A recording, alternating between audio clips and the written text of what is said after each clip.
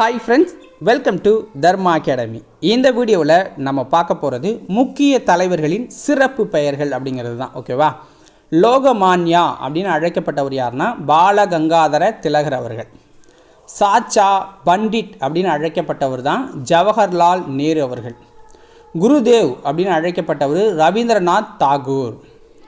பாபு மகாத்மா என அழைக்கப்பட்டவர் காந்திஜி அவர்கள். பஞ்சாப் கேசரி என அழைக்கப்பட்டவர் லாலா லஜபத் ராய். எல்லை காந்தி என அழைக்கப்பட்டவர் கான் அப்துல் கபார் கான் அப்படிங்கிறவர் அழைக்கப்பட்டார். தேசபந்து என அழைக்கப்பட்டவர் யாருன்னா சிஆர் தாஸ் அவர்கள். தீன் பந்து அப்படின்னு அழைக்கப்பட்டவர் சிஎஃப் ஆன்டிருவஸ். ஓகேங்களா? ஆன்டிரூஸ் அப்படிங்கிறவர் தான் அழைக்கப்பட்டார்.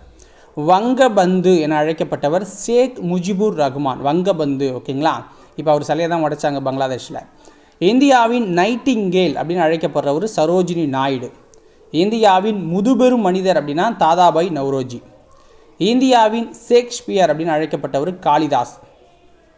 அமைதியின் மனிதர் அப்படின்னு அழைக்கப்பட்டவர் லால் பகதூர் சாஸ்திரி. மைசூர் புலி என அழைக்கப்பட்டவர் திப்பு சுல்தான். ஆந்திர கேசரி அப்படின்னு அழைக்கப்பட்டவர் டி பிரகாசம்.